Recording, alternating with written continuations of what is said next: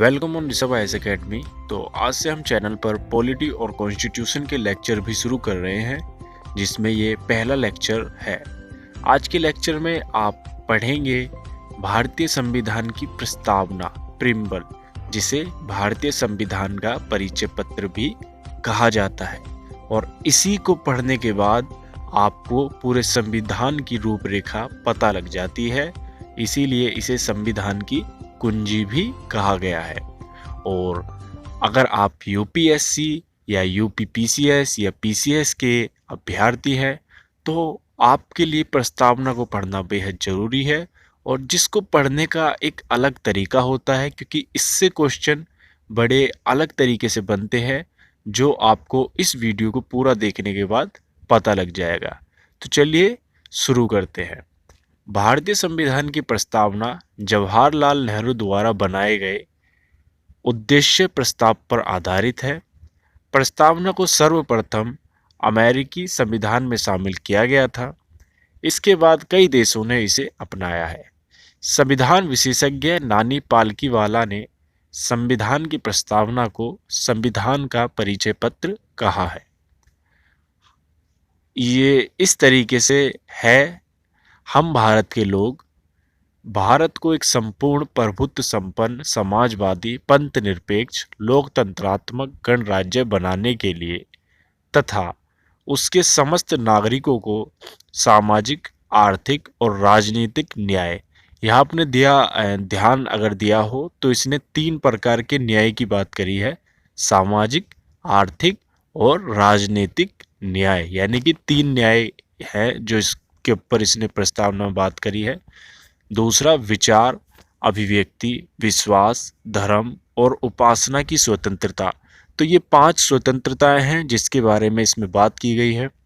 और प्रतिष्ठा और अवसर की समानता प्राप्त करने के लिए तो 2 प्रकार की इसने समानता, प्रतिष्ठा और अवसर की समानता की बात करी है। तो आपने देखा होगा कि 3 प्रकार का न्याय, 5 प्रकार की स्वतंत्रता और 2 प्रकार की समानता की बात इसमें की गई है। आगे पढ़ते हैं।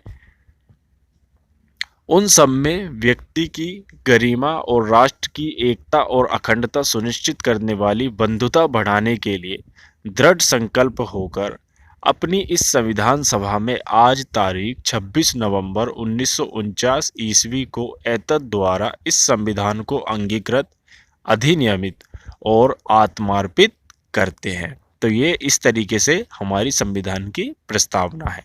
अब बात करते हैं इसके क्या क्या कंपोनेंट्स हैं, क्या क्या इसमें इससे पढ़ने के बाद हमें पता लगता है। तो 4 बातें इससे हमें साफ होती हैं। पहली कि यह इस बात की ओर इशारा करती है कि संविधान का जो अधिकार स्रोत है, यह जो भारतीय शासन को चलाने का शक्ति का स्रोत है, वो भारत के लोगों में निहित है। ये इसी बात से शुरू होता है कि हम भारत के लोग, यानी कि जो भारत के पूरे शासन व्यवस्था को चलाने की शक्ति है वो भारत के लोगों में है। भारत एक लोकतांत्रिक देश है, इसलिए कहा जाता है कि ये लोगों के द्वारा और लोगों के लिए है। ठीक है। दूसरी बात, यह इस बात की घोषणा करता है कि भारत एक समाजवादी, धर्मनिरपेक्ष, लोकतांत्रिक, गणतंत्रात्मक राष्ट्र है। ठीक है। तीसरी, यह सभी नागरिकों के लिए न्याय, स्वतंत्रता, समानता को सुनिश्चित करता है तथा राष्ट्र की एकता और अखंडता को बनाए रखने के लिए भाईचारे को बढ़ावा देता है। चौथी बात जो हमें इसमें से पता लगती है वो ये है कि इसमें उस तारीख का उल्लेख है जिस दिन संविधान को अपनाया गया, यानी कि 26 नवंबर 1949। तो संविधान के एक भाग के रूप में प्रस्तावना को लेकर एक विवाद रहता है कि क्या ये संविधान का भाग है या नहीं। तो इसके ऊपर कुछ प्रसिद्ध केस हुए हैं जिन पे हम गौर फरमाते हैं। बेरुवाड़ी संघ मामला 1960 में उच्चतम न्यायालय ने प्रस्तावना को संविधान का भाग नहीं माना और कहा इस कारण इसमें संशोधन नहीं किया जा सकता। अगर ये संविधान का भाग नहीं है तो इसमें संशोधन नहीं किया जा सकता। और उन्होंने कहा कि इससे सिर्फ हमें उनकी जो संविधान बनाने वाले विशेषज्ञ थे उनकी मानसिकता का परिचय मिलता है और ये संविधान का भाग नहीं है, इसलिए आप इसमें संशोधन नहीं कर सकते। वहीं केशवानंद भारती मामले 1973 में उच्चतम न्यायालय ने पूर्व व्याख्या को अस्वीकार कर दिया और यह व्यवस्था दी कि प्रस्तावना संविधान का एक भाग है, अतः इसमें संशोधन किया जा सकता है, बशर्ते इसकी मूल विशेषताओं से छेड़छाड़ ना किया जाए। ठीक है, यानी कि 1973 केशवानंद भारती मामले में इसे संविधान का अंग माना गया और अगर ये संविधान का अंग है तो इसमें संशोधन भी किया जा सकता है। जिसके बाद 42वें संविधान संशोधन द्वारा इसमें कुछ संशोधन किए गए और वही इसमें पहला संशोधन था और अब तक वही एक संशोधन इसमें हुआ है। तो इसमें इस संशोधन द्वारा 42वें संविधान संशोधन अधिनियम 1976 द्वारा इसमें समाजवादी, पंथ निरपेक्ष एवं अखंडता शब्द को जोड़ा गया। तो 3 शब्द इसमें जोड़े गए, कौन कौन से? समाजवादी, पंथ निरपेक्ष और अखंडता, ये शब्द इसमें जोड़े गए। तो ये मैं आपको बता चुका हूँ कि सर्वप्रथम अमेरिकी संविधान में प्रस्तावना को सम्मिलित किया गया था। भारतीय संविधान की प्रस्तावना में स्वतंत्रता, समानता एवं बंधुता का आदर्श फ्रांस की संविधान से लिया गया है। तो ये इसके कुछ स्रोत है, कौन सी बात कहाँ से अपनाई गई है।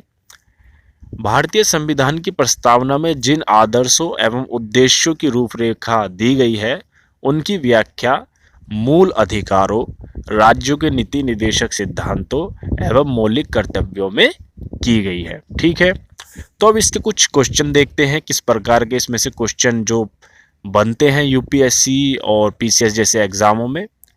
भारतीय संविधान की प्रस्तावना के संदर्भ में निम्नलिखित पर विचार कीजिए।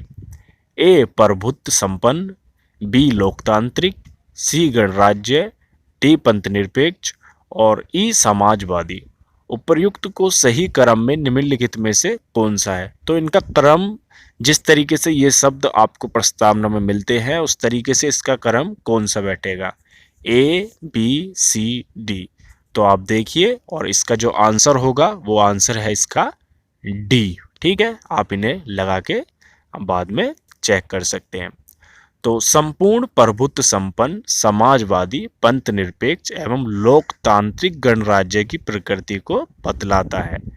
ठीक है, और न्याय, स्वतंत्रता, समानता एवं बंधुत्व संविधान के उद्देश्य हैं। अब भारतीय संविधान की प्रस्तावना पर विचार कीजिए, ये अगला क्वेश्चन है।